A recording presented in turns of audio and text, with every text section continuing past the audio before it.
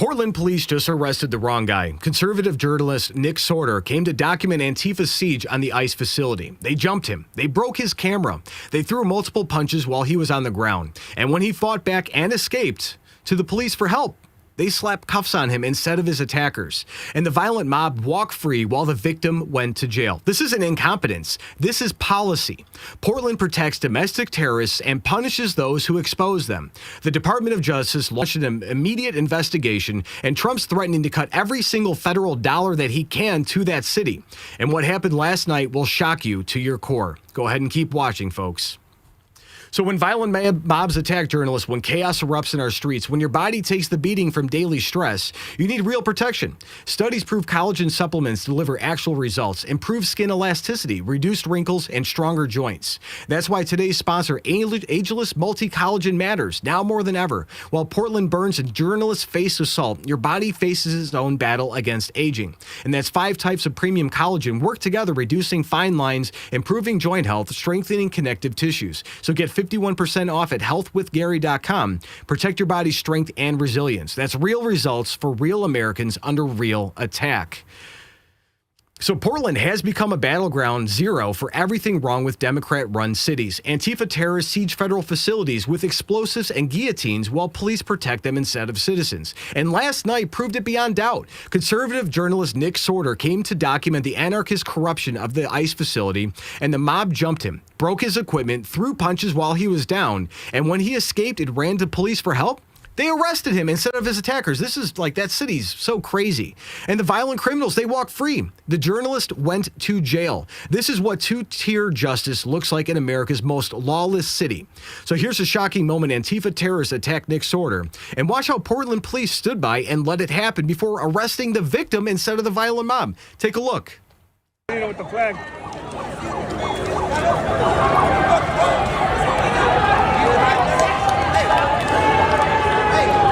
I'm fucking him up. Hey!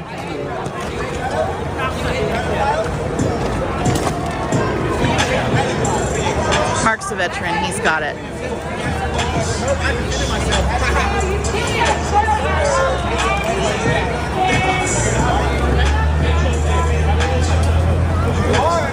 Your blood is a fucker. Kind of a neighbor, Lord. Fucking kid dead alert. Kid dead alert. Kid dead alert. Fucking terror.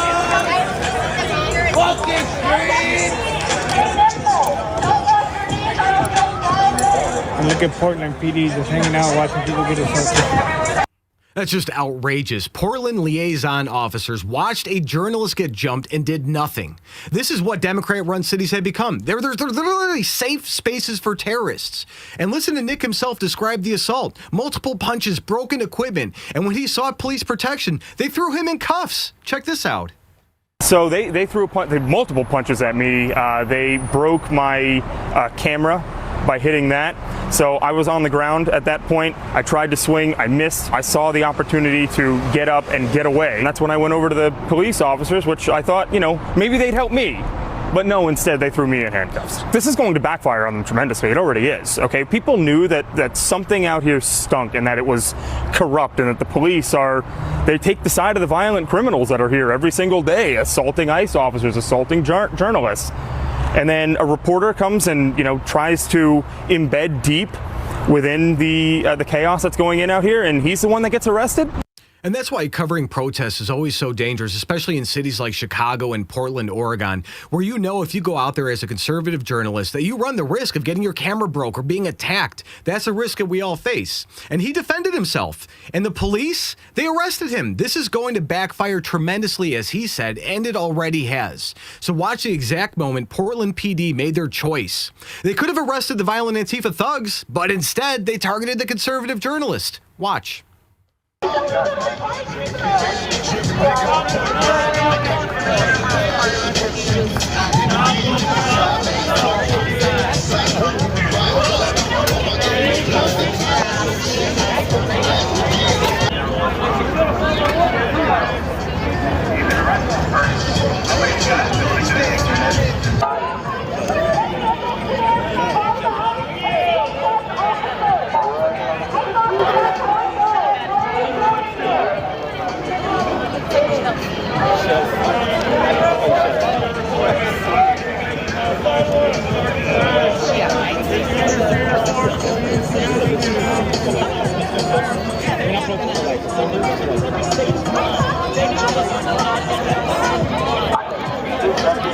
And that just shows minimal effort from the police departments. We covered a lot of protests during the Summer of Love, especially in Chicago when they were burning the city down.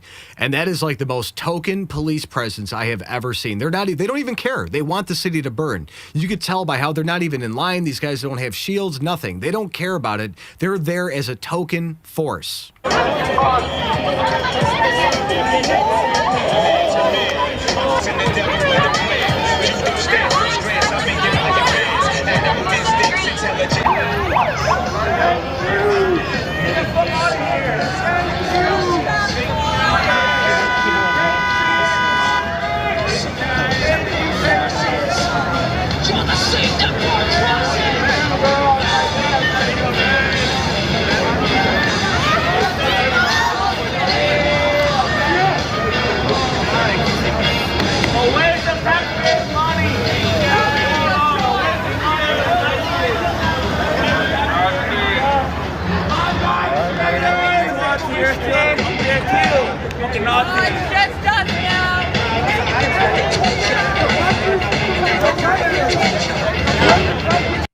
A targeted arrest, and that's what they're called, protecting and serving in Portland.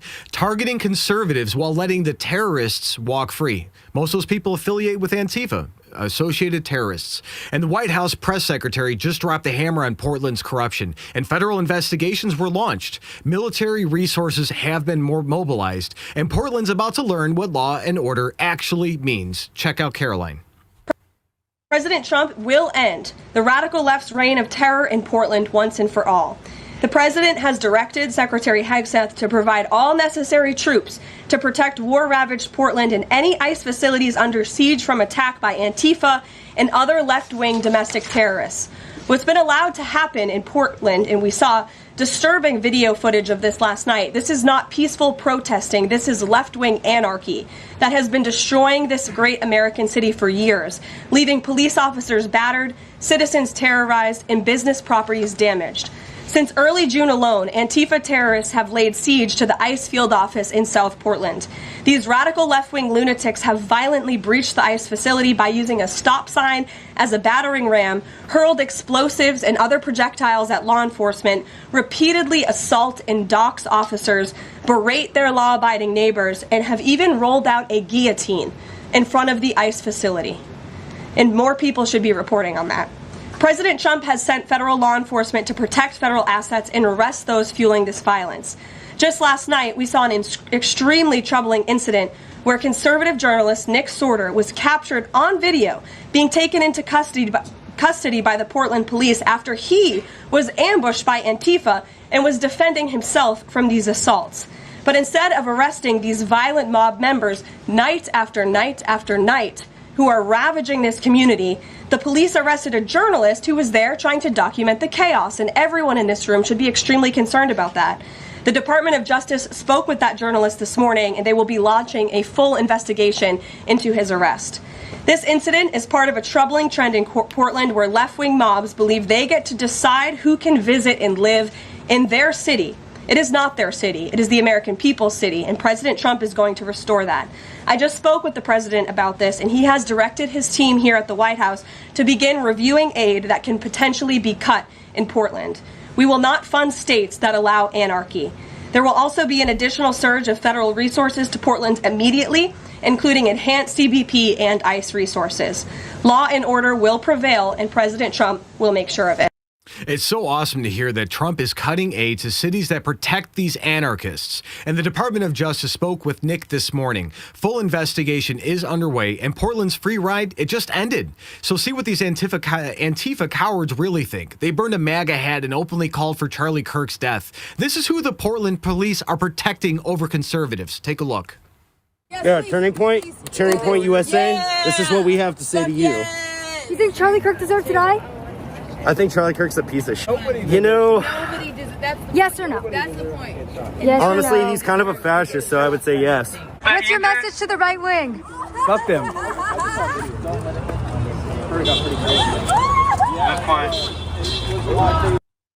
He said Charlie Kirk deserves to die because he's a fascist. These are the people that Portland lets terrorize their streets while they are arresting journalists. And here's what happened earlier when they challenged federal agents at the ICE facility. One anarchist thought he could breach federal property, and guess what? He learned just a little bit different. Take a look.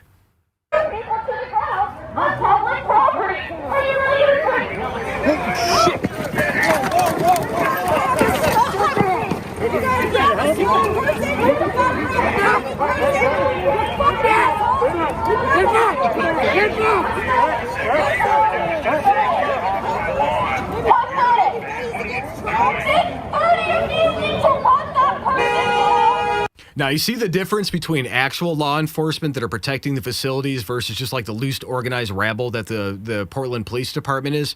Take a look. I believe this is where the guy's got the blow-up suit, and then they may spray something in his little air pump. Check it out.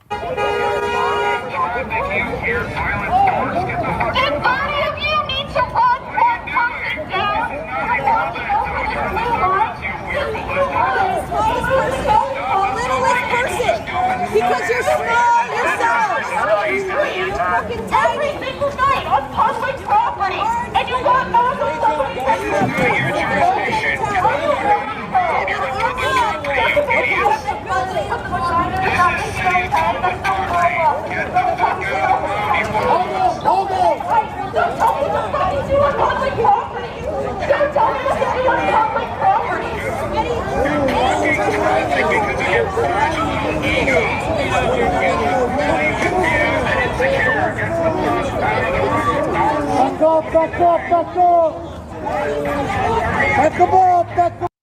So, as you can see, federal agents don't play Portland's games. They jump the fence, hit the pavement. That's how you handle domestic terrorists. And the footage from other angles shows a pure chaos. While terrorists laid siege to ICE facilities with explosives and guillotines, Portland arrested the journalist. Document it. Take a look.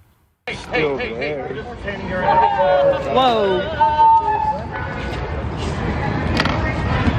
I'm not sure why. What's your name? Oh, Charlie.